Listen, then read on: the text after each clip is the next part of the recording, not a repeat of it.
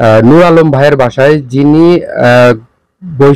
কোটা আন্দোলন থেকে শুরু করে যখন এই আন্দোলনটা আস্তে আস্তে বৈষম্য বিরোধী এবং পরবর্তীতে যখন এক দফার রূপ নেয়, ঠিক সেই মুহূর্তে সাধারণ ছাত্রের সঙ্গেই কিন্তু আমাদের এই নূর আলম ভাই, তিনি পেশায় একজন শ্রমিক, তিনি ভ্যান চালায়। তিনি কিন্তু সেই ছাত্রদের আন্দোলন দেখে উদ্বুদ্ধ হয়ে তিনি কিন্তু সরাসরি তাদের সঙ্গে যোগ দিয়ে বগুড়ায় তিনি যে রাজপথে নেমেছিলেন ছাত্রদের সঙ্গে, এবং রাজপথে নামতে গিয়ে যখন সংঘর্ষ শুরু হয়, ঠিক সেই পর্যায়ে কিন্তু তার পায়ে কিন্তু গুলিবিদ্ধ হয়, এবং সেই অবস্থা থেকে কিন্তু তিনি এখন পর্যন্ত মানবতার জীবন যাপন করছে। আমরা এই মুহূর্তে যদি তার সঙ্গে একটু কথা বলতে চাই, আসলে সেদিন কি ঘটনা ঘটেছিল যদি একটু। আমি সেদিন ওদিক দিয়ে মিছিলে যাচ্ছিলাম। মিছিলে যাওয়ার পথে আকবর হোস্টেল ওই দিকে 2-3টে ঢেল মারার পরেই ওরা গুলি করা শুরু করছে। গুলি করার পরে আমরা পাকার উপর শুয়ে পড়ছি। শুয়ে পড়ার পরে ওখানে দেখি যে আমার পাওয়াতে রক্ত, গুলি লাগলো, পাওয়াতে দিয়ে রক্ত বাড়াচ্ছে। তখন আমি দৌড়ে যাই, ওয়াকের ভিতর গাড়ি থই রাস্তার এমুরো সাইডে, আমি ওর বিকনে ঢুকে যাই। ওখান থেকে আমি নিউ মার্কেটের ভিতরে এক পাশি দিয়ে এগুলি খাওয়া অবস্থায় পার হয়ে যায়।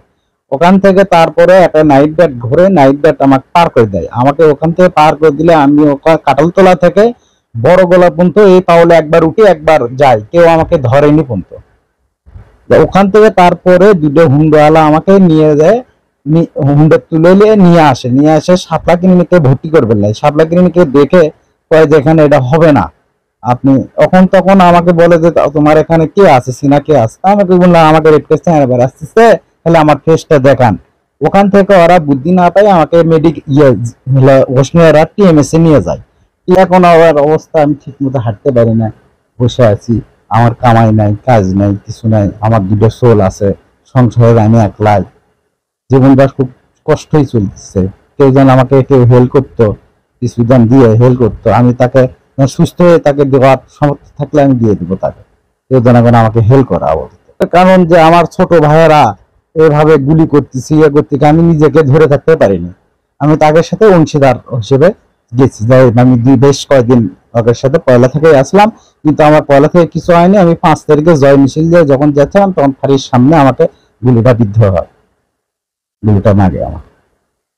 তারপরেও আপনি তো গুলি খেলেন এবং এখনো মানবতার জীবন করতেছেন, তারপরেও দেশে একটা দ্বিতীয় জয় আসলো, সেই বিষয়ে আপনার অনুভূতিটা এখন এখন কেমন? আমার ভান লাগতেছে যে আমরা একটা সফল পেয়েছি, রক্তর একটা দিয়ে আমরা সফল পেয়েছি, এই অনুভবটা আমাকে ভালো লাগতেছে।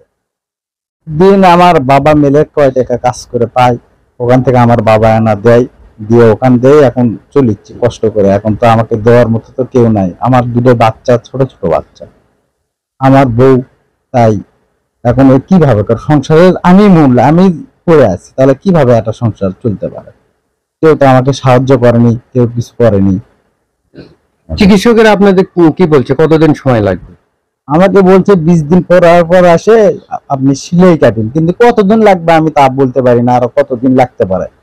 আমি তো একেবারে নিজেই এই মুহূর্তে আপনার প্রতিদিন কেমন খরচ হচ্ছে?